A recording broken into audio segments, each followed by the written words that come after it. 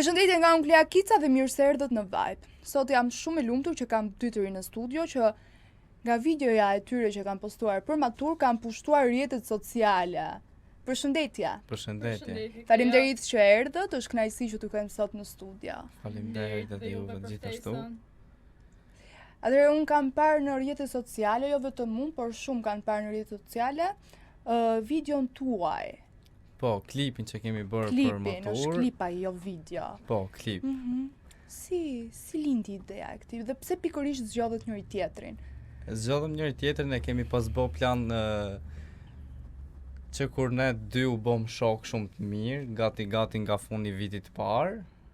Edhe unë vendosa që Ildën ta kem për matur. E dija që do ishte më e bukur e maturës. Do ishte ajo, është e bukur. Edhe ashtu doli, siç e kisha menduar unë. Po ti Ilda, ke ndonjë gjë për të shtuar? Po, patjetër, unë jam ndjerë shumë e vlerësuar që kam qenë me Vandersonin në këtë klip që kemi bërë ne, dhe jam ndjerë shumë mirë që kam bërë maturën së bashku me të. Do me thënë ju keni qenë shok, keni vendosur të jeni shok të ngushtë, Po. që nga fundi i vitit të parë dhe kjo besoj ka qenë e planifikuar që ju do jeni në maturë. Në fakt, Unë pa të planifikim bëj ftesë. fiks. Po ti më pse kush ta bëj ajo ta bëj. Pse jo? Si. Do me thënë kishit planifikuar që në vit të parë. Planifikim tamam nuk është se ka qenë, po thjesht kanë qenë disa biseda të vogla të kryera midis meja dhe Vandersoni kështu fshehta si domethënë çfarë do Po. bëhet për maturë. Edhe pse ishte shumë larg Shumë matura. herët. Po, Po keni pas ndonjë zëng, besoj. patjetër si çdo zënga sa shoqëri. Shoqërit kanë shumë zënga, po. Patjetër. Kur kishit këtë zëngat kështu, i thoni njëri tjetrit nuk do dalim bashk për matur? I kemi pas të natë Ilda më shumë, është më Po, shumë Ilda, kokëforme. Po unë jam gjithmonë ai që du ta qetësoj prapë kështu. Po. Kur kemi pas zënka e kështu, Ilda gjithmonë thote me ty nuk shkoj më në maturë, me ty nuk dal, me ty kështu, Nise, mos më vajzat fol janë më, pak e kështu shumë. e di, po e qetësosha shpejt se Si e e që kam sa? zemrën e mirë. unë. Je i ëmbël ti. Patjetër. Po Ilda si është? Ilda është edhe më ëmbël se unë. Atëherë nëse ju të dy do t'u thoj ata një përshkruajeni veten vetëm me 3 fjalë, cilat do ishin ata? Ta nisi me Ildën. Fal ti. E qetë, pozitive, edhe shoqërueshme po ashtu me gjithë. Sociale. Po. Edhe unë jam shumë i qetë. Mendoj unë për veten time më i pjekur se ç'duhet, për moshën që kam. Edhe i lvizshëm shumë. Dukesh ti që je tip hiperaktivi. Më pëlqen adrenalinat mua një shumë. Kush t'jep më shumë adrenalin? Cila gjë që t'jep më shumë adrenalin? Më shumë adrenalin më jep vetëm kur më ofrojnë dashuri. T'jep adrenalin. Shumë. Dashuria Më është pëlqen një lloj si gjë. adrenalina. Patjetër. Ti më dukesh nga ato çunat që do vëmendja. Më pëlqej edhe ajo Ah, pak. të pëlqen. Bukur. Tani ju e përshkruat veten tuaj me 3 fjalë. Tani dua që ti të përshkruash Ildën me 3 fjalë dhe Ilda ty. Vandersoni është shumë pozitiv, energjik, edhe shumë i dashur. Ilda është shumë e bukur, e pakrahasuar me masni. E para. Shumë e zgjuar si vajzë dhe e qetë, si që tha vajtë, e qetë është shumë në ca momente. Si ndihesh ti kur ai thotë është shumë e bukur, më e bukur nga çdo vajzë tjetër? Ndihem mirë se nuk është hera e parë që më ka thënë, sepse ne kemi shoqëri gati 3 vite tashmë, edhe kemi kaluar shumë mirë dhe i pres këto fjalë nga Vandersoni. Keni pasur momente të bukura. Po Shumë. besoj ka pas edhe në moment jo aq të bukur. Cili ka qenë momenti më i vështirë që keni kaluar mes njëri tjetrit? Më i vështirë. Për mua nuk ka gjëra të vështira fare. Çdo gjë të bukur që kam dashur unë e kam arritur dhe jam shumë i lumtur. Çfarë momenti kujton momentin më të vështirë nga marrëdhënia ju si Ma marrëdhënia kujton dhe më pak, shoqërore? se unë këtë këqia di harroj, për ne nuk i Sa mbajmë. mirë, se zakonisht njerëzit të mirë aty harrojnë, të këqijat nuk i harrojnë kur. Jo, jam ndryshe, unë të mirat nuk i harroj kur. Ndoshta një zëng e vogël me Vanderson mund të ketë zgjat ndonjë javë kështu pa folur. Të rdim fare shumë. Ja, mi kujto kjo mu, po prapi harroj shpejt të gjënën tek Shumë qia. mirë, po mirë, se ne vajzat jemi ato që nuk i harrojmë, por edhe i rikujtojmë her pas here. Po, ju e keni të Shumë- keq se këtë nuk mali me në gjënat e mira, po të këqijat. Tani, pse pikërisht vendosët që të bënit një klip? Se e kaluam pak pjesën e maturës. Pse pikërisht vendosët që Ky të ishte kishit një mendimi im. Ishte mendimi im sepse doja që të sillja në atë maturë diçka më të veçantë se gjithë. Edhe me vërtet ashtu doli. Mhm. Edhe më pëlqente shumë ta bëja një klip me Ilden, që ta kisha një Kujtim. kujtim Kujtim të bukur. bukur Po. për shoqërinë tonë. Në fakt ne bëm vetëm ta kemi si kujtim për vetë, për ne dy. Nuk e pastaj dishim nuk e se ka që bukur të dale. Edhe të bëni bësh kaq super viral. viral. Po. Po. Po mirë ti the ta kemi kujtim. Po kur të marrësh nusën e ardhshme ti mendon se do bëhet xheloze nusja nga ajo video kur ta shikoj atë se ju jeni bërë dhe viral në rrjetet Po. sociale. Po vartë në kë marrim nusa, më vonë nuk e di. Mund të marrësh një nusër liberale që nuk i interesant. Po. Ashtu mund të jetë. Shumë bukur më pëlqen, jeni keni shumë kimi, unë besoj shumë tek kimia shoqërore, po pyetja më e madhe që ka njerëzit është, a ekziston në të vërtetë shoqëria sot djalë dhe femër? Unë mendoj se ekziston. Mes një çuni dhe një vajze, patjetër nuk duhet të lind diçka. Mund të jetë një shoqëri shumë e pastër midis të dyve dhe mund të kalojnë shumë kohë shumë mirë me njëri tjetrin. Nuk është e domosdoshme që ajo të kalojë direkt në një lidhje, më thënë. Po ti si mendon? Edhe unë jam pro kësaj, po shumë e vështirë është që të gjesh diçka të tillë. Po nëse do kishe një të dashur. Se e pas kam të keqin me ty. Po. Duket jam qartë. Nëse do kishe një të dashur. Ajo e dashura do thotë ty kam shok të ngushtë. Ti e besoje shoqërinë. Këtu shumë vështirë është ta besoj. Këtu është vështirë. Po, sepse unë po të përshkruaj vetë në fillim për këtë punë. Unë për punë dashurie unë jam shumë i rregullt. Qofse jam me një vajzë, i rri shumë korrekt, shumë pozitiv, shumë gjithçka në rregull.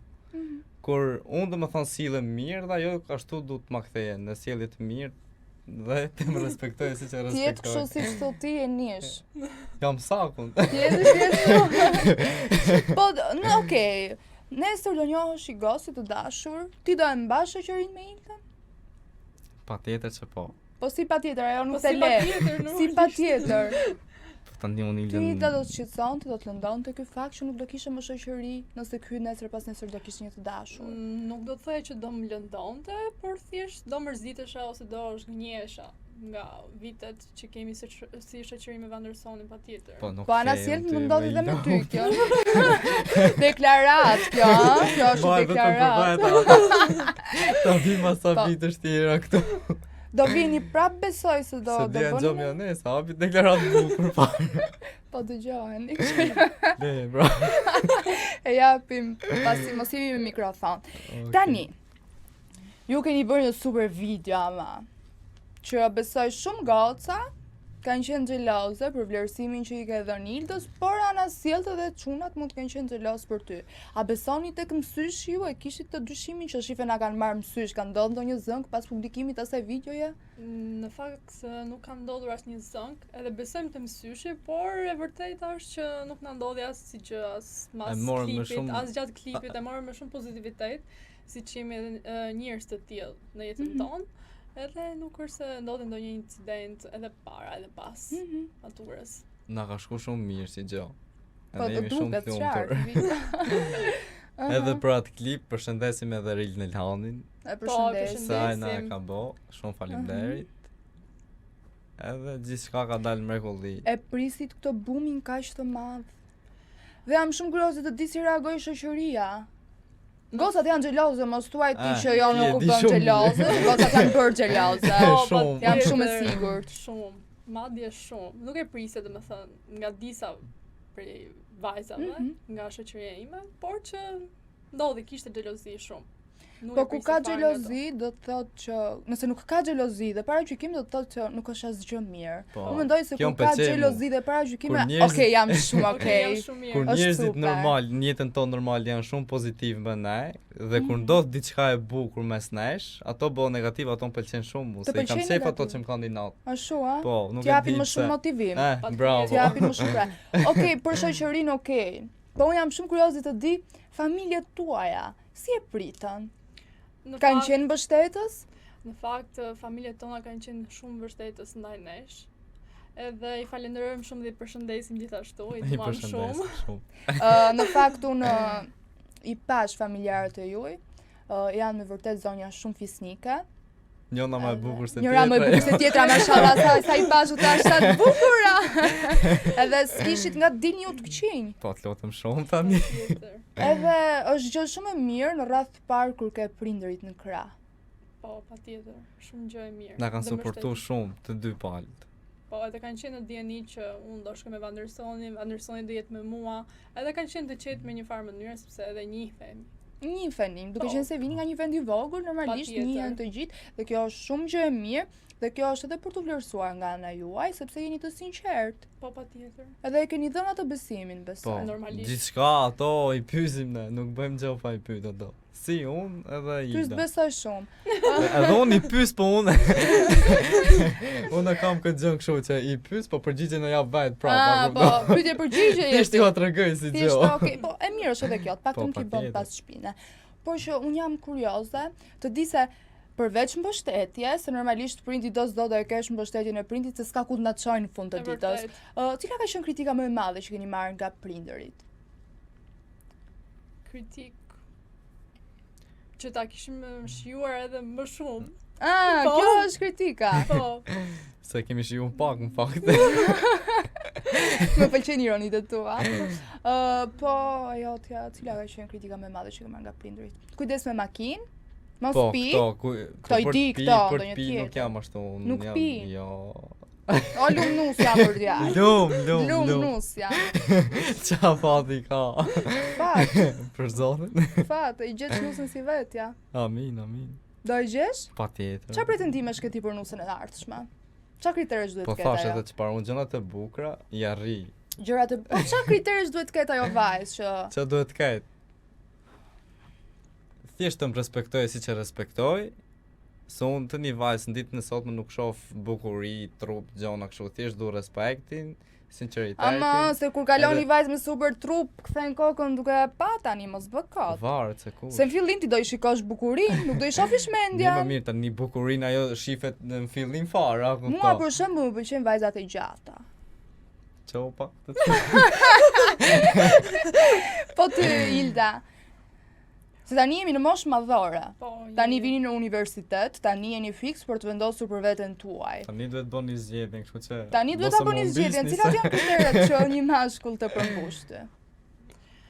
Unë do thoj që është pak herët për këtë punë, por një mashkull që të përmbush. Thjesht do mendoj që respekti është mbi gjitha, pastaj pas respektit është fjala e mirë kur thon. Po, një fjalë të mirë. Nëse se ne gocat bukuroshe kemi kështu si traditë të themi që i marrim çunat më të shpiftse vet, ja. Kështu që s'ka nuk. Na futi këtu. Kështu që nuk ka bukurim mos e shih fare. Matura mbaroi. Po. Videoja u bë virale. Për të surprizuat, mbështetjen e familjes e kishit. Tani unë dua të di se çfarë do bëhet me të ardhmen tuaj. Universitet. Një djalë që bën shkollën e lartë. Një bravo. Një bravo. Pse gjithë do të ikin jashtë, ha? Po janë pa shkollë. Të gjithë nuk duan të shojnë shkollën, për çfarë kem plan ta vazhdosh? Për menaxhim biznesi. Bravo. Po ti, Hilda? Unë kam dëshirë ta vazhdoj për IT. IT. Po. Vajzë inteligjente. IT nuk e bën kushdo. Po, e vërtet. Se me që në bëje ti IT. Po nuk jam për atë fushë, unë tek menaxhimi e bëj sepse jam marrë me atë sport shumë atje te lokalin ku jetoj. Me dinë ja kam pak haberin shifrave, gjonave kështu dhe prandaj më pëlqej shumë si shkollë. Po tjetër çfarë do të menaxhosh? Po ma shumë të këtoja. Edhe gruan dhe menaxhoj.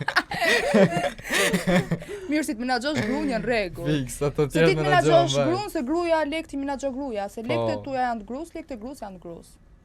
Po thetse me këtë parim s'ke për të marrë kur nusa. Unë pra, du të bëj pyetje nga smuset. Bëj, patjetër. Unë jam tek nusi e ardhshme, mua ty mraf. Hanje. Si do ta kesh nusën e ardhshme, çfarë profesioni?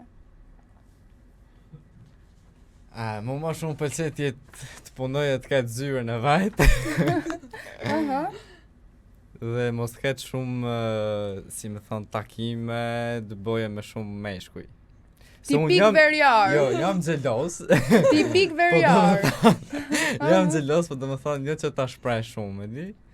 Thjesht ta bëj ditë me njerë dhe nuk kam qef që të përsëritet si gjë, ose ma shumë pëlqe, ajo ta di që unë jam xhelos dhe mos t'i bëj këto gabime pa ja thonë. Po ti duhet shprehesh, se edhe ne vajzat e kemi qenë ndonjëherë kur shfaq një xhelozi e meshkujt. Po e di. Po si pa e di, kështu që ka që kohë duhet t'jesh i karikum. Tani unë kam parë shumë komenta ku njerëzit kanë menduar se ju të dy keni një lidhje dashurie. Edhe unë vetë kam menduar që ju të dy keni një lidhje dashurie. Çfarë përgjigje do na jepni sot? Bum bum. Ty dhe unë i pari. Ai klip ashtu ta jep përshtypjen. Ta jep përshtypjen se nga shumë fragmentet ka për anë klip, duket diçka e tillë që kanë menduar njerëzit. Edhe pastaj jam edhe te kjo pjesa që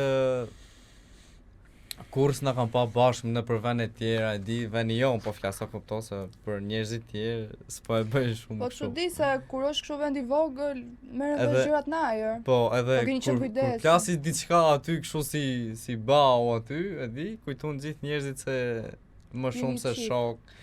Po jeni më shumë se shok tani, po ja. Ne jemi shok shumë të mirë. Jemi vetëm shok shumë të mirë, siç e kemi shpjeguar dhe diku tjetër. Dhe kemi, domethënë, mendimi jonë që shoqëria do mbetet kaq. Dhe kështu është. Edhe pse ka pasur shumë aludime edhe nga rrjetet sociale, edhe nga njerëzit në Madje kanë parë edhe disa edite që u kanë bërë kështu me këngë dashurie, me gjëra, shumë e bukur, më pëlqeni shumë si çift, pavarësisht që unë i shoh. Po. Këtë gjë Po ti nga pse shumë qesh? njerëz. Ty të qeshin syt kur përmendon. Kështu jam gjithmonë unë pozitiv. Gjithmonë i Ku e merr qeshur. pozitivitetin vlla? Nuk e di nga. Nuk e di ku punon. Po mirë, po, mos qëndroni gjithmonë ju se nuk do kemi kurrë asgjë, se jetës nuk i dihet. Pastaj kur bëni një çift do vini këtu kohë. Patjetër. Ta thoni flau bëm çift. Dhe rrym numrin na kupton dhe ta filani ja. Do më shkruash ti në privat. Jam patrioti. Kujdesi kur gjesh në dashur mos bëhet xheloze nga numrin tim. Jo. Na pas lot. Ti ja shpjegoj asaj, unë kështu. Je shumë i pastër. Tani me që të dy jeni shok për 3 vitesh. Po. Unë dua t'ju bëj disa pyetje se sa mirë njihin njëri tjetrin. Shumë. Kush e njeh më mirë njëri tjetrin? Të dy. Kush? Po ndoshta mund ta njohun këtë, ndoshta kjo mund. Okay, varet nga. Cili është zakoni më i çuditshëm që kemi? Domethënë që ka Ilda dhe që ke ti. Të falë kjo njërë para, dhe ladies first. Se këtu s'di qa me thonë. Ta gjë njërë kë. Zakon. Edhe në çështje serioze, më ndërsonin prap qesh. Duket, ti shumë acaruc. Është. Ku mbrastisën të dyja një lloj. Ta acarojnë këto tipat kur e ke super shumë seriozisë afut. Duke qesh aty, edhe prishe gjëja edhe. Si jemi në ekran, jemi në kjo gjëja e fundit që ndodhi ishte rruga të ardhkën e kjo të të mëso diçka me fol atje, unë kisha me nën qesh, bëj mohabet. Po nëse se gjërat kur vinë spontane janë më të bukura. Po patjetër. Zakoni i Ildës? Zakoni i Ildës, për këtë që thoni kjo për mua, kjo i merr gjërat me shumë stres, me shumë edhe pse i merr me shumë stres, del shumë shkëlqyeshëm më vonë në përfundim. Më pëlqej. Pa është shkëlqyeshme vetë nga kokat e këmbët. Pa është diskuto. A e lëshon rreza. Pa tani lutem shumë. Ka rreza tu dhe sytë tu. Se na bot me turp tani. Çfarë janë këto gjëra kështu? Jo, për ti gjithë që ke shumë kurash. Shumë faleminderit.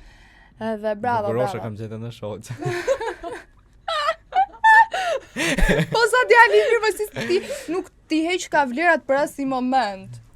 Po, s'ka pse të Dri- heqi. Ty lum Si më ngojnë, për ne. nëna që të ka, lum nëna që të ka rrit. Shumë Për te i faleminderit. shakave. E puthim mamin nga ekrani. Atëherë, kush nga ju të dy është më kokë fort kur keni një mos marrëveshje? Unë. Dukesh ti Ilda, çoj e ti Ilda. Ciao, kjo sak. Shok, don shok me zbor ti Ilda. Jo, bravo. Kjo do të thotë që ke një karakter të fortë dhe je e zhvilluar. Patjetër. Edhe këtë bravën tani mungon të kësaj kjo. Mirë, nuk ja. Dhe bëhet 2 herë më shumë se ço. A ka ndodhur ndonjëherë që dikush nga ju të bëhet xheloz kur tjetri flet me dikë tjetër apo thjesht shok pa xhelozi? Ti mos fal, do flasi Ilda herë. Ndoshta kur ka folur me dikë tjetër që ndoshta si kemi pasur marrëdhënie të mira, ndoshta unë s'kam fol dot me atë person. Nuk i kemi pasur relatat e mira, ndoshta edhe atëherë mund të jem bëu xheloza, kuptoj, por jo xheloza në kuptimin e keq. Unë jam shumë xhelos për këtë pjesë. Ta them tro çfarë. Je xheloz nëse flet me një shok tjetër. Po ti je shoku numër 1, më vlla, pse bësh xheloz? Po, nuk do të ma zej kush vendin mua. Po stazi, ti nuk pas ke vetbesim. Kush nga ju ka më shumë vetbesim? Varet për qartë. Kur vjen puna te shoqëria, keq vetbesimi, me thënë drejtën. Keq është shumë. Keq, me këtë kohë që ka ardhur shumë keq. Prandaj xhelozoj unë. Do ta kemi shoqe të mirë gjithmonë prandaj. Edhe kur të martohesh do e kesh shoqe. Patjetër. Nëse do t'ju përshkruani partnerin ideal për njëri tjetrin, si do e përshkruanit? Ti, Ilda, një partner ideale për... Ndoshta të ishte ekstroverti siç është edhe vetë Vandersoni. Tjetër vetëm kaca. Bëj pak më. Tjetër? Ti jetë shumë e qeshur edhe ti shkoj pak a shumë tipit të Vandersonit se ky siç e shikon dhe vetë. Po jo, nuk e du të jemi të dy se Ilse me qenë ashtu ma von problem, po Po nuk shkoj në çiftësi. Du dikë që të më ngushtojë pak. Po, ta mbledhe i qik. Po ti për Ildën? Ilda tani do një njeri pozitiv, ti e gjithmonë i qeshur. Si ti? Si unë pak ashtu. Ashtu si ti, më keni knaqur pa fjalë. Edhe ne u knaqem Ti shumë. herë ta shtoke jeta.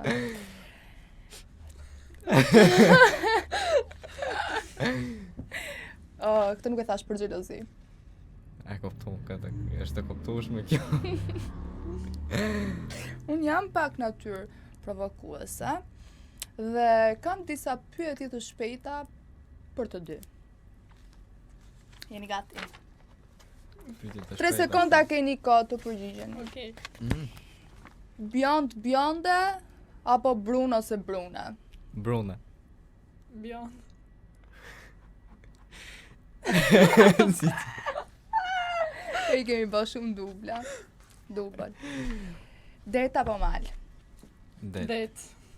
Oj, pas keni shije të njëjta më duka. Sa kemi fillu? Dit apo nat? Nat. Dit. Pse nat ty? Më pëlqej më shumë. Është më qetësi. Pse dit? Diell. Ndriçim. Po ti ndriçova atë me Ilsa duhet dielli pra. Oj, da po ja i komplimentet ti tani, se po jo, m'dihem. Vetëm ai po të bëm, bëj vetë i kompliment. Ç'a komplimenti do i bëje tani? Këto momente. Duhet shumë bukur kur qesh. Po partneri Ky është njësa për njëmi. Ky është një kafe apo çaj? Asnjë. Spi mas janë, po themi qaj se të kafina nuk jam. Bravo.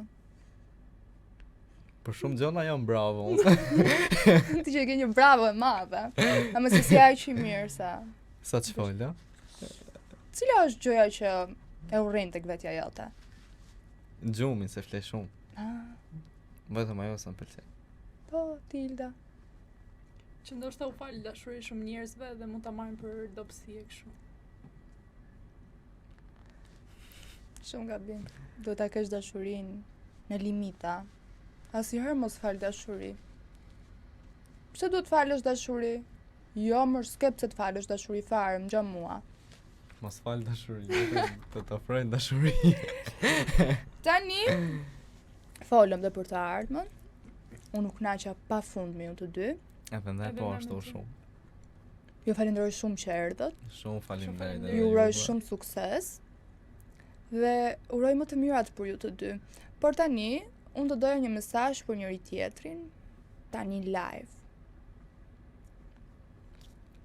Mesazh për suksesin apo Për çfarë do lloj gjëri? Për jetën, se keni një jetë përpara, se nuk u mbyll këtu matura dhe ikët. patjetër. Ju po e mbani shoqërinë akoma. Unë i uroj Vandersonit që të arrijë majat, të arrijë gjithçka që ai ka ndërruar të bëhet dhe të ketë në një të ardhme. Dhe pse jo pjesa me sukses. Dhe me një nuse të mirë. Po. Një sukses që më dashuri po të falen apo Edhe në dashuri, Në edhe në jetë. punë, edhe në jetë. Po ti, edhe Për unë Ilda. ide si ofroj gjithçka që ajo ndërron t'i realizoj. Sukses në jetë edhe në dashuri patjetër që po. Gjej dikë që më vërtet ta doje shumë, t'jetë një njeri ideal për atë. Sepse kjo kohë që ka ardhur është vështirë, gjesh dikë të mirë. po ku e di ti se ka gjetë? Po mirë, po e pati gjetë bravo Ilda. Okej, mesazhi njëri tjetrit ja dhat. Po xhelozave. Xhelozave, Xhelozave, ju përshëndesim. Kjo ishte mbyllja më e bukur. Kjo ishte super mbyllja. Ju falenderoj shumë. Shumë Ishte faleminderit kënaqësi. edhe juve. Shpresoj të keni kaluar mirë. Unë gjithmonë para se të mbylli programin dhe t'u them mirupafshim publikut, gjithmonë u bëj të ftuarve një pyetje. Çfarë vibe të dha emisioni Vibe? 10 nga 10. 10 nga 10 më pëlqeu shumë. Është një ambient shumë i bukur. Po ashtu edhe moderatori shumë. Ti je një yll i vërtet, edhe gocat si ti u shtofshin, po ashtu dhe çunat si ti u A shtofshin. mu boket nisoj më vonë ashtu nuk Jo, ka po jemi në shoqëria jonë është bë. E kupton? Do një Dua këtë fat dal. një të keni shok mirë, ha? Po. E unë e kam një shok shumë të mirë për vete. Shumë mirë. Unë e kam. Shumë mirë. Shumë suksese. E ftuar e radhës është Adela. Adela është një vajzë shkodrane, shumë e bukur, e cila është rrit në Milano. Është kthyer së fundmi në Shqipëri duke menaxhuar bizneset e estetikës. Përshëndetje Klea. Adela, përshëndetje, je shumë e bukur. Mirë se ju gjeta. Mirë se erdhe dhe faleminderit që pranove të jesh pjesë e emisionit Vibe, kam kënaqësinë që të kam. Kënaqësia jam. Atëherë të njohim pak më shumë. Po. Kush është Adela?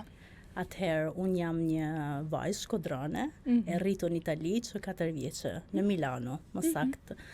Edhe, do me thanë, karriera jam e punës, unë jam ekonomiste, por në periudhën e Covid, një shoqë më drejtoi, do me thanë, ke estetika. Estetika në fakt ne shqiptarët e kemi shumë gjak të godit në atë sistemohna, të bukurohna, të dalim shumë perfekt gjithmonë. Edhe kjo shoqja ime nga Zvicra më thot, shiko zemër, thot ti je pikërisht për këtë punë. Edhe u kry, bona disa kurse që më nevojitshën për këtë punë. Edhe më në fund hapa 3 studiot mia. Një kam një format nga Duomo, që është në Missouri, një tjetër e kam në Loreto, dhe një tjetër e kam në Segrate, aty afër shtëpisë time, që ti menaxhoj më mirë. Nga lindi pasioni yt për estetikën? Pasioni im lindi si gjitha gocat e vajzat shqiptare që dëshirojnë me pas, do me thënë, atë bukurinë gjithmonë, ose ku ta di unë si ato fëmija e vigjel që gjithmonë lyhen e kështu. Kisha një teze që kjo kishte burrin policë dhe i binte gjithë makjazhet nga larg, nga Tirana, nga pikërisht qendra Shkodrës. Edhe kjo, do me thonë, kishte ato gjërat cilësore që në sot mund t'i quajmë, mund t'i barazoj me Hermes o ku ta di une. Edhe unë shkojsh aty dhe u lysha. Kur u lysha, jo më tha, i di tha, si ke bota këtë kontur, që në atë kohë nuk u qun të kontur i buzëve, po u qun të rreth i buzëve. Po, e tha, si ke bota këtë kontur, edhe ekzistojshin ato lapsat, ato të zezat. Nuk e di të lapsat e synve të zi. Po, bravo. Edhe kështu që atëherë po mbërtiste ka shumë që gjyshja ime i tha po si mi bërtet vajzë kështu, a kupton? Edhe më në fund nga ty do me thanë ishte ky pasioni, po si gjitha gocat. por me vërtet që e kam kuptuar që ishte një hobi, një punë për mua e pa lollshme, lindi në Covid.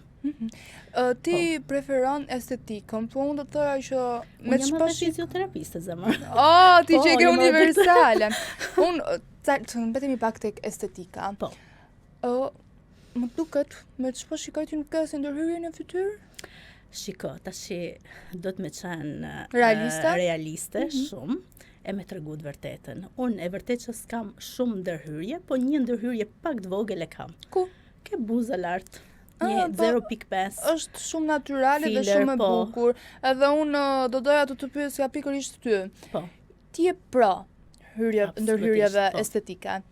Por ka disa që bëhen në masa ma. Shiko, zemër, unë kam shumë shoqe që sinqerisht kanë abuzu shumë me botox që të reja, që në moshën 20 vjeçare. Edhe me botox, jo me filler, ka shumë diferencë. Po. Edhe kështu që tashi nuk kanë më hapësirë në fytyrë që të bëjnë ndërhyrje tjera, sepse nuk janë më dobishme. E kuptoj, po ku është dallimi mes botoxit dhe fillerit? Filler ka një solucion që trupi vet Ta thith, ta tret. po, ta tret vet. Kurse botox është një thjesht, si të them unë, mund ta them pak italisht? Po. Ok, atëherë. Il filler ha all'interno una soluzione che normalmente il corpo espella fuori. Invece il botox è tutta un'altra soluzione che rimane all'interno con dei piccoli grumi. Edhe thjesht të bën atë efektin që do me thënë botoxi grumbullohet. Të grumbullon, po. E kuptoj. Ti sugjeron më shumë fillerin. Absolutisht, po. Unë botox e sugjeroj, do me thënë, në moshën 45 vjeçare, i gjatë tillë, kur ke kry, do me thënë që nuk bën më fëmijët i ke të mëllaj, edhe preokuposh vetëm për veten. Ti je rrit në Milano. Po. Unë dua të di se sa ka ndikuar Italia në formimin tënd si person? Shiko, nga që jam rrit në Milano, formimet do me thënë jashtë shtetit, janë shumë më të repta. Formimet profesionale pikërisht janë shumë më të repta, sepse në Shqipëri nuk janë kaq si më thënë, kaq të kujdesshëm, edhe ky më vjen keq kjo gjë se absolutisht kur studion ke një formim duhet të praktikosh në mënyrën e duhur. Po. Kurse jashtë shtetit janë shumë më të reptë edhe në ligje, do të thënë thjesht menaxhimin e klientës e krejt janë shumë më të reptë. Po kjo është gjë më e mirë, besoj. Ka pro e kundër. Ka pro e kundër. Atëherë ti ke qenë ekonomista. Po. Edhe vendose të marrësh biznese, të hapësh biznese. Po edhe ekonomia me bizneset ka shumë lidhje bashkë. Absolutisht po. Unë dua të di se sa e vështirë ishte që të hapësh një biznes tëndin. Cilat ishin sfidat më të mëdha? Shiko, sidomos në zonat që rri une, pikërisht në veriun e Italisë, kemi shumë ligje, shumë probleme që të hapim bizneset. Edhe në Itali është shumë e vështirë të hapësh një biznes. Unë për 8 vite kam bë 2 punë. Do me thënë, hane deri të premten, isha në zyre tetor, e pastaj të shtunë e diele, punojsha si estetiste në studion tim. Fillimisht mora 2 studio në afit, pastaj këto 2 studio bënën 3. Cilat ishin sfidat më të mëdha? Sfidat më të mëdha janë taksat. Sfidat e të gjithë bizneseve mendoj. Absolutisht, po në Itali të marrin shpirtin zemër. Po. Edhe këtu në Shqipëri kanë vazhduar të marrin shpirtin kudo? Po, pak edhe shumë në pagesa. kam pa. Po. Atëherë unë dua të di cilat janë trajtimet më të kërkuara dhe trajtimet që ti i sugjeron më shumë. Atëherë, trajtimet më të kërkuara janë pikërisht buzë, filler, kontur ose microblading. Cilën sugjeron ti? Të trija. Të trija absolutisht, sepse microblading, do me thënë, bileta vizitës, do me thënë, e një personit është shikimi. Patjetër. Edhe normalisht të kesh një vetull të bukur, do me thënë, të jep një hapësirë, një ndriçim pak më ndryshe. Të hap dhe... Absolutisht, po. Kurse të kesh disa buzë të bukura, të bëme me kontur përpara, do me thënë me ngjyrë e pastaj me filler, prapë edhe më bukur. Ti ke super zemër. Po më shikon. Okay. Ato doja vlerësimin tënd. Jo, e ke super. Shumë edhe nuk ke nevojë për microblading, thjesht ke nevojë për laminim. Asgjë më tepër. Vajzave të reja. Po. Se shumë vajza nga rrjetet sociale mendoja nuk e di çfarë ndodh me vajzat e reja që kanë vetbesim shumë të ulët. Edhe nuk e pëlqejnë veten ashtu siç janë. Por shumë mendoj, më shumëta e rasteve është të ndikohen nga rrjetet sociale të cilat janë fasada. Po. Nëse të vjen ty një vajzë në klinik, të kërkon një buzë dhe të thotë dua si kjo. Çfarë bën ti? Çfarë i sugjeron më shumë asaj vajze? Unë sugjeroj të bën një analizë të fytyrës, sepse jo gjitha klientët mund të kenë njëjtin trajtim pikërisht sikur ajo që vendosin ose shikojnë foto. Tani përveç vajzave të reja që kanë këtë pak vetbesim, mund vinë zonja shumë me moshë shumë të lartë, do të thënë 50 vjeçare, që më thojnë i du buzët ose vetullat si ku ta di unë një Belen Rodriguez, një Jennifer Lopez, ku ta di në e famshme. Por ato nuk analizojnë në fytyrën e vet, do të thënë, nuk duhet përpara një analizë, një konsult për fytyrën, e pastaj normalisht të tjera. Avash, do të thënë, arrim në një qëllim të duhur, jo ekstrem. Edhe nuk më pëlqejnë sinqerisht të gocat e reja të abuzojnë shumë. Në çfarë moshe sugjerojnë që të vazhdojnë këto ndërhyrje? 25. Edhe filleri. 25-28? Po, absolutisht po. Po, tani një mendim nga ty e dua. Po, edhe 20 vjeç, okay, mund ta bësh. Patjetër. Por jo të abuzosh sepse gjithmonë don diçka më tepër. Po. Edhe të bosh shumë, edhe unë vetë, mund pëlqen ti ke më tepër buzë, por nuk mundem se nuk për mas të buzëve të mia nuk bën. Ndikojnë në rrjetet sociale. Super, shumë. Si e shikon ti balancën nga Italia në Shqipëri? Italianet, me të thënë drejtën zemër, bëjnë këto trajtime shumë të soft, më thjeshta, do të thënë në laminim, diçka shumë thjeshtë italianët. Po, sepse italianët nuk ka problem që të dalin, do të thënë në shapka, në xhiro, kështu. Janë pa komplekse. Po, pa komplekse, kurse shqiptarët do me qenë gjithmonë perfekt, si me qenë dasëm. Kështu që ndikon shumë, ndikon edhe nga fakti që ne kemi një bukuri shumë të theksuar se italianët. Edhe kjo bukuri normalisht do të mirëmbajtje. Sa shpesh vjen në Shqipëri? Shumë shpesh. Të pëlqen Shqipëria? Atëherë. Të drejtë në të vërtetën. Se ti e ke parë se aktualiteti i Shqipërisë po bëhen dhe protesta që ka 2 muaj. Unë jam pro protestave. Ta them drejtën, tash doli pjesa protestave, unë do ikim protest, absolutisht, se ne në rrjetet sociale, dhe po kalojmë tash te një temë tjetër, në rrjetet sociale, sidomos në TikTok, rinia na ka dhënë vërtet një hapësirë shqiptarëve dhe Shqipërisë që të përdorin me mirësi rrjetet sociale edhe të kenë komunikim të duhur në rrjetet sociale. Për arsye se vetëm nga rrjetet sociale, nga TikTok-u, më shumë, është ditë që po ekziston një protestë në Shqipëri. Po. Kurse me kalu ka ana tjetër, do të thënë për pjesën e Shqipërisë, mu Milano më bë si Shkodra. Kurse në Shkodër, kur vinë Shkodër, dukem shumë italiane për Shkodran. Kurse kur jam Milano, jam shumë Shkodrane për italianët. Ti je pro shprehjes me kënë Shkodran tana i ban? Po, qa thu me zemë, po normal, të tana do t'i bajmë, na? E kujton Shkodrën me nostalgji, të pëlqen. Çfarë ndjen ti kur shkon në Shkodër? Shiko, dikur, kur kishim gjyshen ose ato që ishin më vërtet që na kanë rrit në Shkodër, ishte një mall e një kënaqësi të shkojsh në Shkodër. Tani gjithë janë bën pak më ndryshe, po thojmë, hajt. Po, e vërtet. Për ta lehtësuar si situatë, edhe nëse ndjej atë dashurinë për vendin tem, por jo shumë për njerëzin përgjithësi, a kupton? Sepse i kemi edhe në Itali, vinë kësa te janë edhe Shkodër, Milano, Shqipëri, Italia, domethënë si Tiranë Shkodër, si udhtim, a kupton edhe kështu që. Do e ke menduar ndonjëherë të vish të jetosh në Shqipëri për gjithmonë?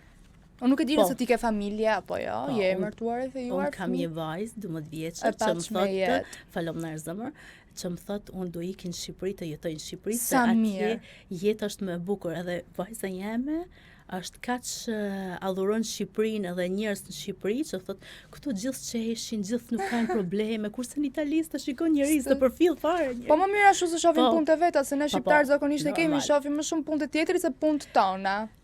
Po, e kanë edhe italianët, mos kidër, se e kanë ato, po. Atëherë unë kam disa pyetje të shpejta për ty. Jo të vështira? Jo. Jo me spec. Pak të ketë. Cili është parimi që të ka ndihmuar më shumë në jetë? Parime kemi shumë, por nga që unë jam ajo gjenerata që ka bo, domethënë atë tranzitimin, domethënë për një po thojmë edukat të rrept në një televizim, në një edukat pak më me një hapësirë ndryshe në Itali, unë besoj që s'duhet kur me harru nga vjen njeriu.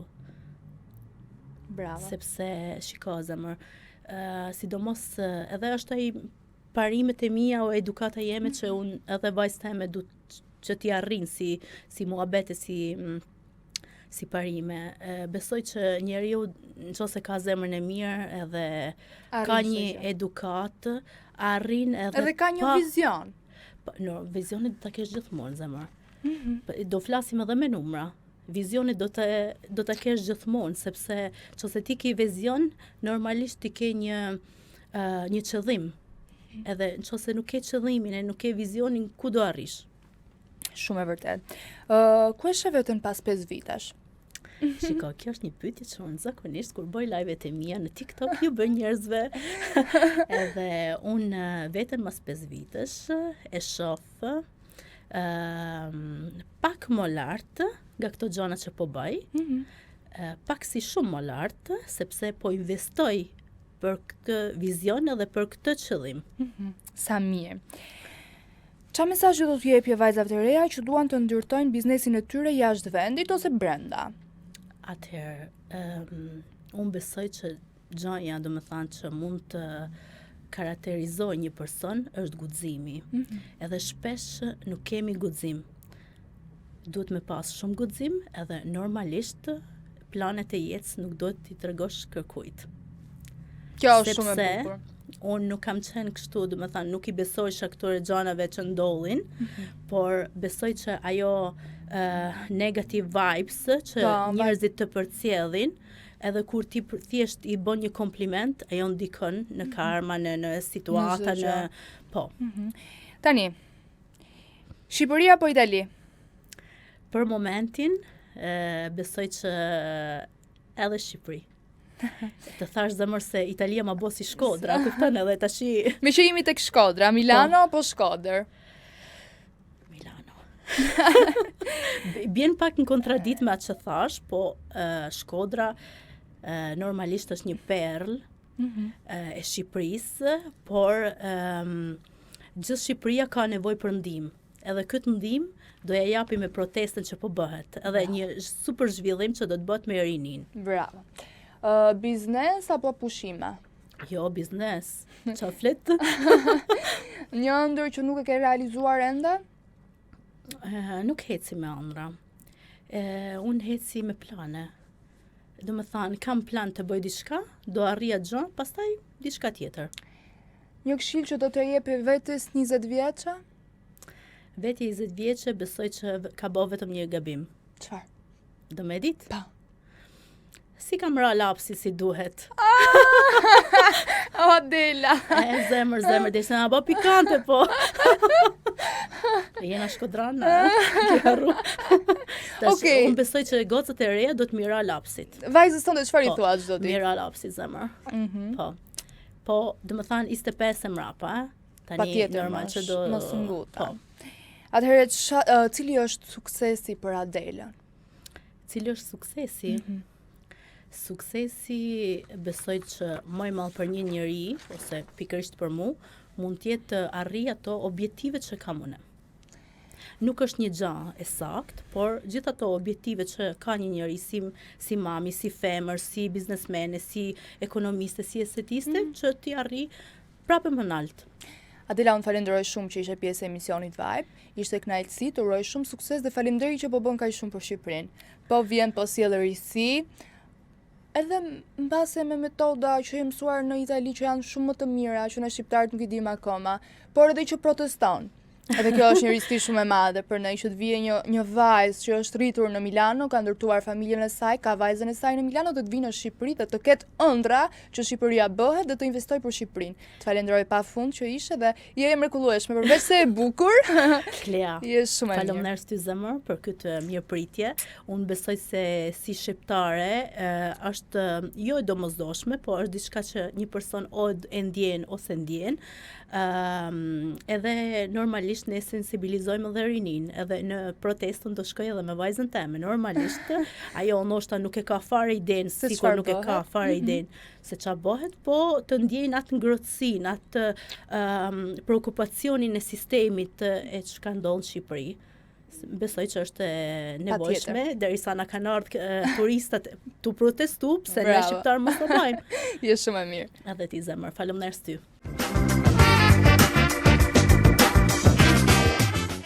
Shqipëria ka pasur dikur një traditë të gjatë në kultivimin e duhanit, ndërsa sot peizazhi ka ndryshuar rrënjësisht.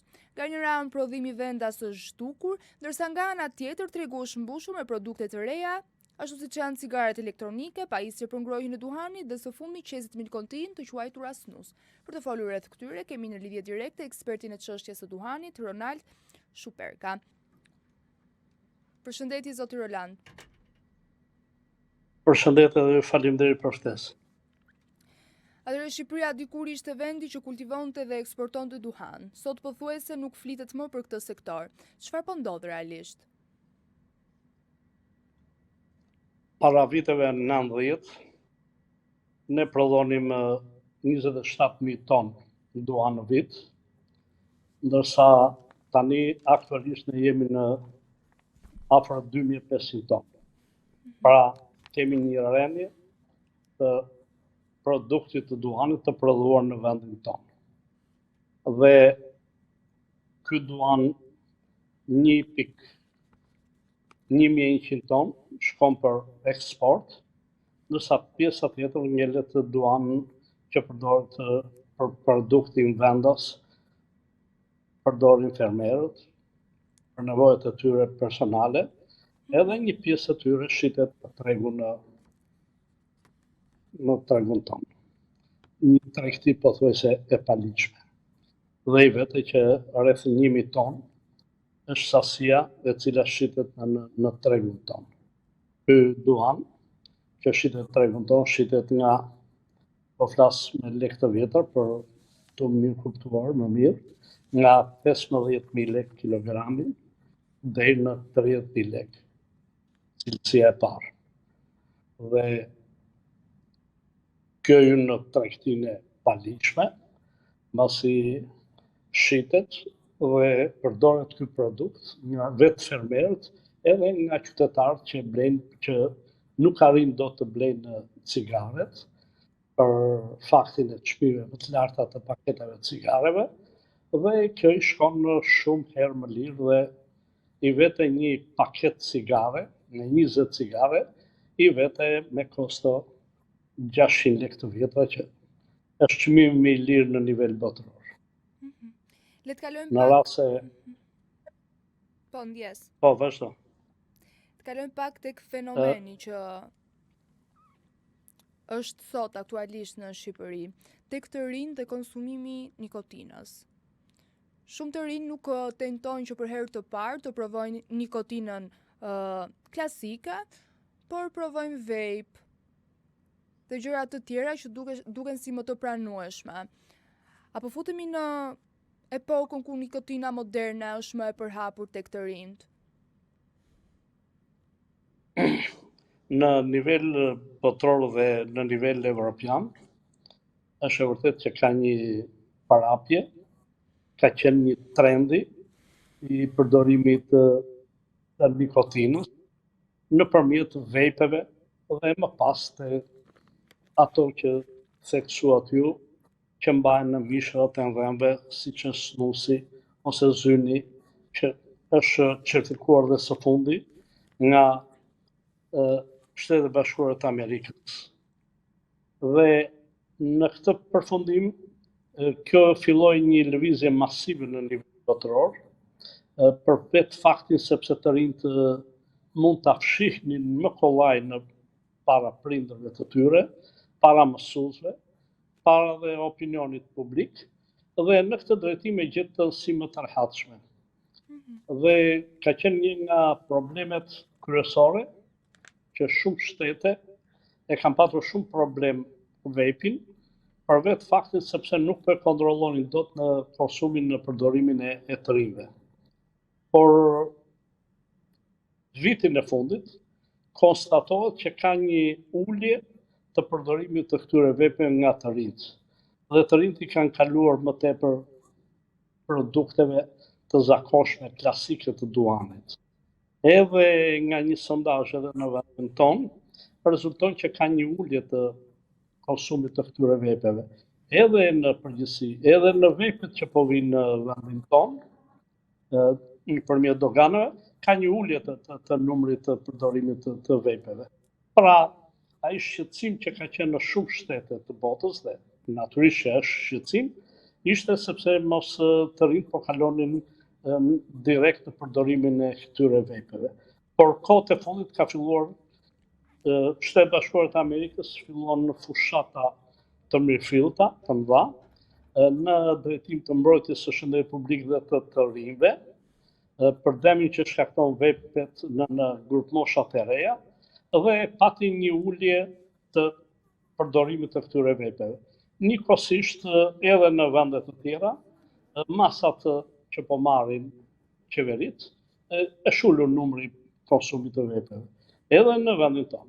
Ligji aktualisht, që ka hyrë në parlament 2006 dhe ka hyrë në 2007 është aprovuar dhe me amendimet, ndalon shitjen e produkteve të këtyre vejpeve dhe të produkteve të tjera të duanit, që të shitet të rinjve në moshën 18 vjeç. Por organet ligjzbatuese duhet të jenë më të vëmendshme në këtë drejtim, që mos të lejojnë dhe mos i shesin të rinjve këto lloj produkte, dhe njëkohësisht u bë pothuajse 2 vjet që u bë një amendim në ligjin e duanit nga 2 ligjvënës, nga zoti Braçe dhe nga një deputet tjetër, të cilët forcuan masat dhe ashpërsuan masat dhe dëshkimore për produktet e shitjes së këtyre produkteve për të rinjt në moshën 18 vjeç, nga shitësit ambulant dhe nga kioskat, edhe nga shitësit e tjerë. Megjithatë kjo nuk ka dhënë efektin e duhur, për vetë faktin sepse organet ligjzbatuese nuk janë futur seriozisht këtij problemi. Dhe tjetra është që kjo duhej filluar me një fushat të madhe ndërgjegjësuese për të treguar dhe peshën e këtyre masave ndëshkimore të këtij ligji dhe njëkohësisht opinioni publik të rinjt, nxënësit e shkollave, mësuesët, prindërit, të gjithë ishin më të sensibilizuar. Pra, nevojitet dhe lipset, fushata të mëdha ndërgjegjësuese nëpër shkolla dhe në rang kombëtar, me qëllim që t'i largojnë të rinjt përdorimit të nikotinës. Cilat janë mitet më të përhapura që dëgjoni nga të rinjt për cigaret elektronike ose vejpat dhe sa larg janë ato nga realiteti shkencor? Nuk bëhet fjalë dhe nuk duhet diskutuar që përdorimi i vejpeve, i cigareve elektronike dhe i produkteve klasike të duanit që të përdoren në moshën 18 vjeç. Këto janë veprime të cilat nuk duhen lejuar, pra prindrit duhet të kontrollojnë në mënyrë demokratike sjelljen ditore të fëmijëve të tyre, me qëllim që mos përdorimin e këtyre produkteve, që në të ardhmen këta mund të bëhen të varur nga nikotina dhe mund të jenë përdorues të rregullt të këtyre produkteve. Dhe njëkohësisht të rinjt nuk mundet të përdorin këto lloj produktesh, mbasi këto lloj produktesh nuk janë dizenjuar për këto grup moshe. Këto produkte janë dizenjuar për duanpirësit, që kanë vite që pinë duan dhe që nuk arrin do të lënë duanën. Dhe do të kalojnë në produktet e nikotinës, që janë produkte më pak të dëmshme. Pra, një konsumator duani, një përdorues duani, që ka 20 vite, 10 vite, 30 vite, dhe është në moshën 40 vite dhe lartë, është një gjendje që tani po fillojnë të shfaqen sëmundjet që po le pirja duanit. Mos harrojnë që duani me djegë, duani me tym, në momentin e thithjes cigaria e zakonshme, në momentin e thithjes nxjerr shkëndija që temperatura që digjet në majë të cigares është nga 850 deri 1000 gradë Celsius. Dhe vetë cigaria ka këto 3 elemente. Katran, monoksid karboni dhe nikotin. Grincat e djegjes nga të katranit dhe të monoksidit karbonit krijojnë substanca kancerogene. Janë 40 substanca me origjinë kancerogene. Prandaj në 10 sëmurë me kancer të moshkrimit 9 janë duhanpirës. Pra, është procesi djegjes ai që shkakton të gjithë këto shqetësimet e tjera që jep sëmundshmëri dhe që çon në ulje nivelit të jetesës deri në vdekshmëri të parakohshme të konsumatorëve duanit. Atëherë, në këto rrethana filluan të prodhoheshin këto lloj produktesh të nikotinës me qëllim që të marrësh ti nuk arrin do të lësh duanin. Pra, unë jam një duanpirës që vazhdoj pi për shumë vite, nuk arrit do ta lë duanin, nuk kam mundur ta lë, kam hyrë disa herë në proces që unë dua ta lë duanin, por nuk e lë dot. Kam dështuar. Dhe në këto rrethana, mjeku, punonjësi shëndetësor, nuk duhet ta vështroj nga lart që ky person që pi duan me djegje, me tymin e duanit, një ditë do të ketë pasojë dhe do të humbasi vite jete dhe do të ketë një vdekje të parakohshme.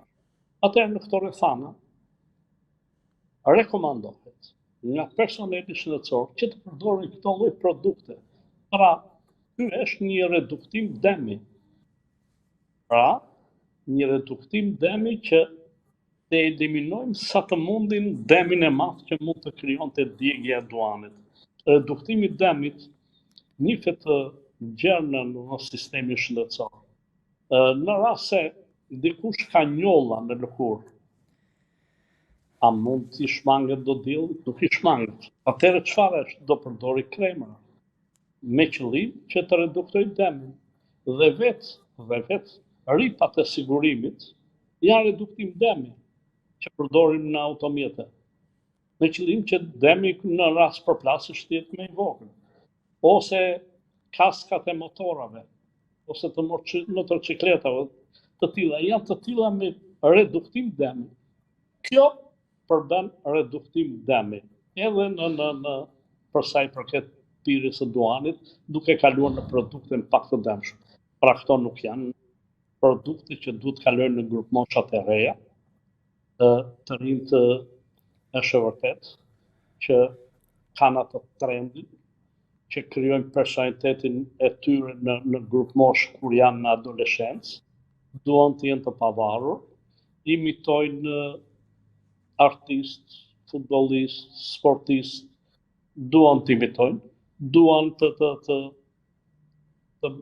të sfidojnë, duan të jenë të pavarur, dhe në këtë drejtim përdorin këto lloj produktesh. Por asnjëherë këto lloj produkte të duanit, qoftë edhe produktet e hashashit, qoftë edhe produktet e pijeve alkolike, të rinjt provojnë dhe duan të provojnë dhe duan të sfidojnë. Dhe në këtë drejtim, ky është gabimi i madh. Prandaj është marrëdhënia shumë më afërt që duhet të kenë prindrit me fëmijët dhe nuk do të përdoret në formë urdhri, në formë ultimatumi që nuk do të përdorëshe, nuk do të pish duan, nuk do të pish lloj produkte në rast se merr vesh prindi që fëmia pi. Jo, do të bashkëpizetoj, do të qartësoj det, do të sqaroj çfarë përfiton ti nga pirja e duanit dhe çfarë dëmesh ti jep. Atëherë në këto rrethana është edukimi i familjes, marrëdhënia shumë e afërt që duhet të ketë prindi me mësuesin kujdestar. Në rast se ne do të kontaktojmë me një mësues kujdestar, me një mësues shkolle, do t'i themi sa të rinj dhe të reja pinë në klasën tuaj duan, vetëm 1 minutë të kërkon kohë dhe të thëj llogarit me banka. Në bankën e fundit pinë kaq dhe thot ky është numri që pinë. Pra në këtë drejtim, marrëdhënia dhe bashkëpunimi prindër me mësuesët kujdestar do ishte një gjë shumë e mirë për të reduktuar pirjen e duanit në moshat e reja. Prandaj dhe është të theksoja që nuk bëhet fjalë para moshës 18 vjeç, nuk është një moshë që ti mund të marrësh vendime serioze dhe në këtë drejtim në mënyrë absolute që nuk do të bëhet fjalë për shitjen e këtyre produkteve dhe për përdorimin e këtyre produkteve.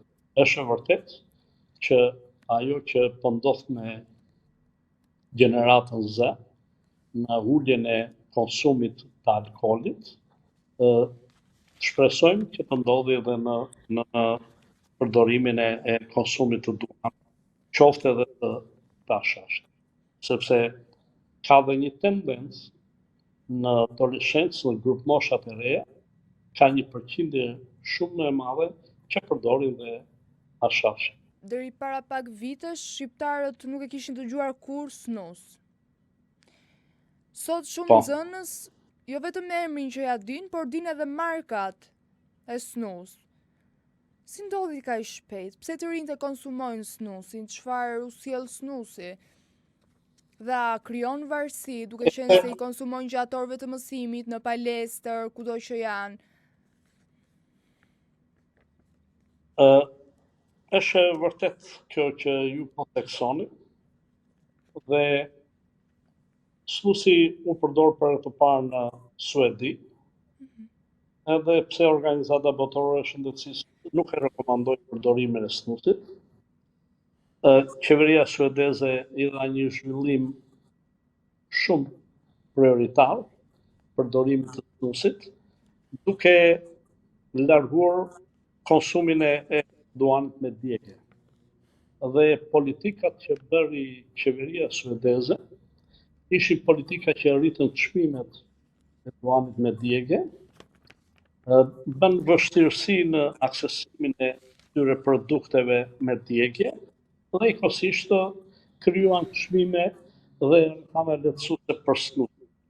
Por asnjëherë nuk krijuan rrethana lehtësuese dhe të aksesueshme për grup moshat 9-18 vjeç. Snusi në Suedi mori zhvillim dhe hovë dhe për vetë faktin sepse suedezët po i largoshin pirjes së duanit.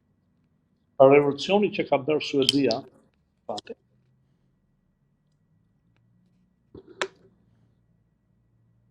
10 vitet e fundit, ka arritur rezultate që janë përgjysmëruar sëmundjet kardiovaskulare në krahasim me vendet e Bashkimit Evropian.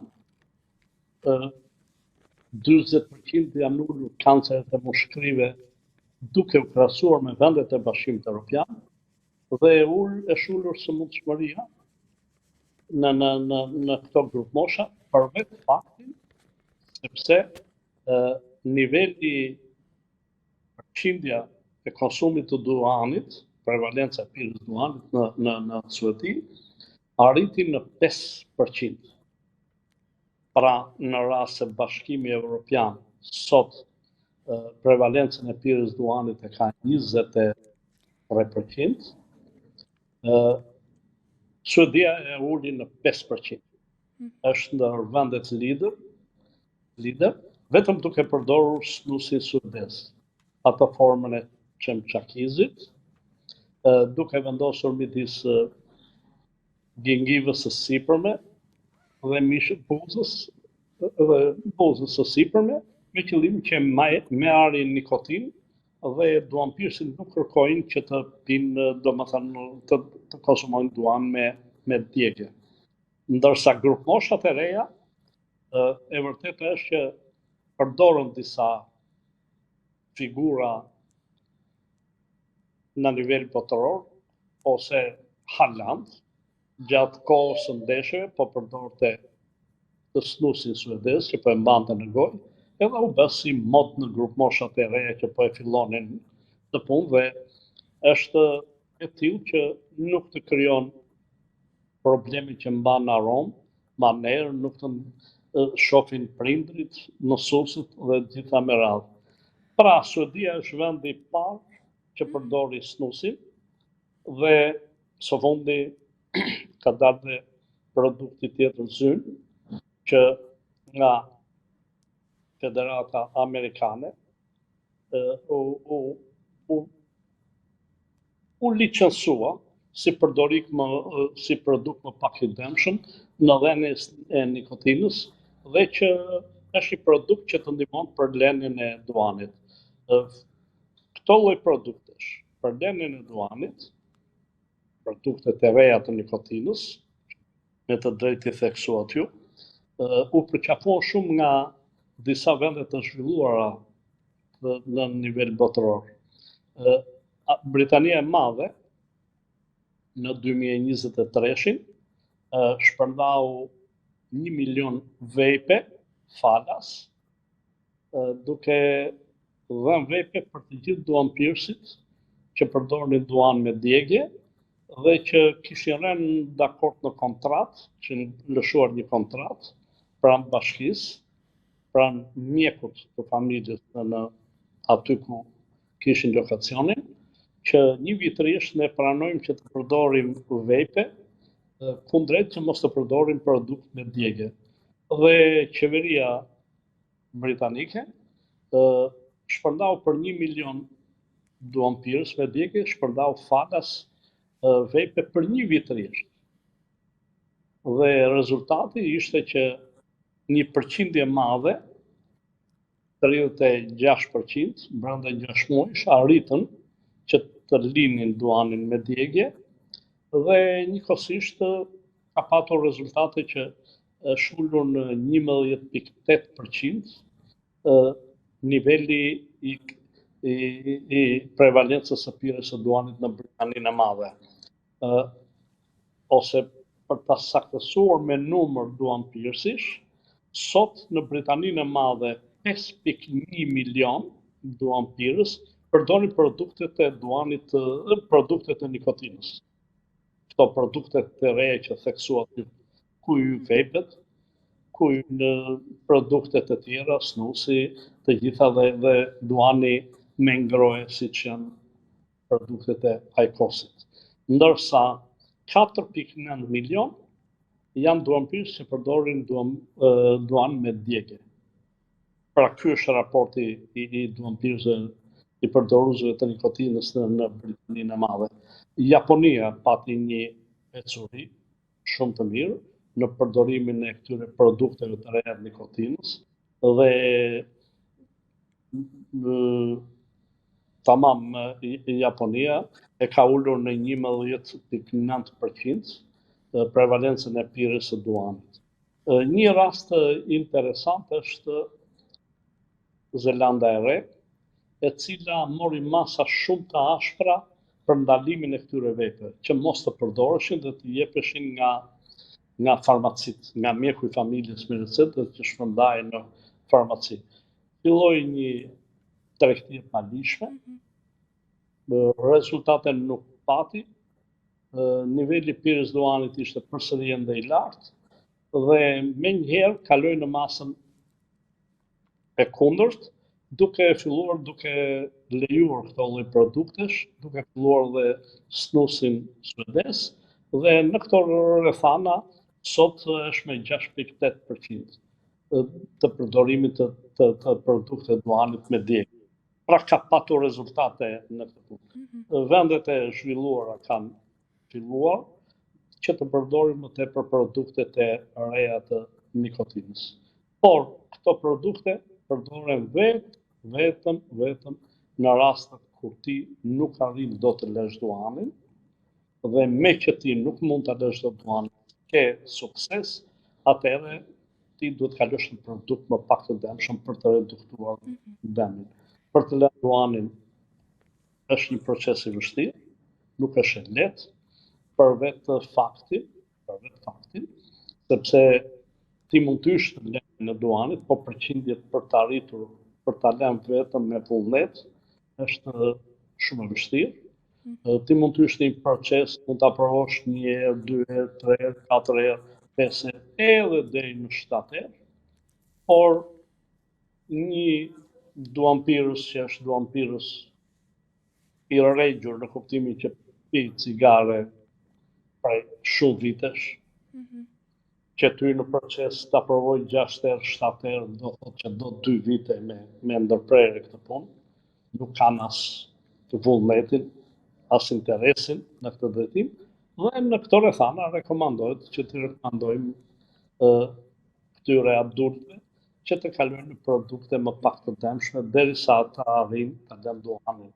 Pra, përdorimi i këtyre produkteve ecën krah për krah me lënien e duanit. Pra ti do vazhdosh të përdorësh këto produkte, zgjedhur ta bësh vetë ato produkte që ti je binde që do të ndihmojnë në lënien e duanit, deri në momentin sa ti ndahesh përfundimisht lënies së duanit. Do theksuar që duan të mirë nuk kanë, pra të gjitha llojet e nikotinës dhe produkte të tjera. Në këtë drejtim nuk rekomandohen këto produkte të reja nikotinës, ashtu siç nuk rekomandohen për grup moshat e reja në 18 vjeç, nuk rekomandohen për personat që nuk janë përdorues duani. Pra, nuk rekomandohen për ata që nuk konsumojnë duan. Rekomandohen vetëm për ata që nuk arrin të lënë dot duan. Por masat që kanë marrë shumë shtete të tilla dhe për ndalimin, edhe Franca mori masa dhe shtete të tjera kanë marrë masa, do merrte masa dhe Gjermania, ka patur një tregti të palishme të këtyre vepeve. Afërsisht ka qenë 6.8 miliard euro tregti e palishme këtyre vepeve. Një shtet dhe një qeveri që merr masa për të ndaluar këto vepe, atëherë fillon tregtia e palishme. Dhe fakti është në rast se do vazhdoj ndalimi i vepeve në disa shtete, tregtia e palishme në rajon evropian do vijë deri në 10 miliard euro, dhe të gjitha këto produkte vijnë nga produkte të Kinës, nga Kina. Por për sa i përket tani, në qoftë se mund të flasim dhe për çmimet e paketeve të cigareve në tonë dhe për akcizat. Ka do jetë interesuar? Më thonë nga regjia se nuk kemi më kohë. Do të ishte kënaqësi të ishe në studio dhe të bisedonim pak më gjatë rreth këtij fenomeni që po ndodh, po përhapet çdo ditë më shumë në Shqipëri. Zoti Roland, unë falenderoj shumë që ishe pjesë e emisionit Vibe, është kënaqësi. Edhe unë ju falenderoj. Ja, pra kështu erdhi fundi këtij programi, bashkë do të shihemi sërish nesër në orën 11. Mos harroni të na ndiqni. Mirupafshim. Ju pëlqeu kjo video? Atëherë bashkohuni me ne. Na ndiqni në Instagram, Facebook dhe TikTok dhe bëni subscribe në YouTube. Klikoni like dhe share dhe aktivizoni njoftimet për të mos humbur asnjë video të re. Faleminderit për mbështetjen.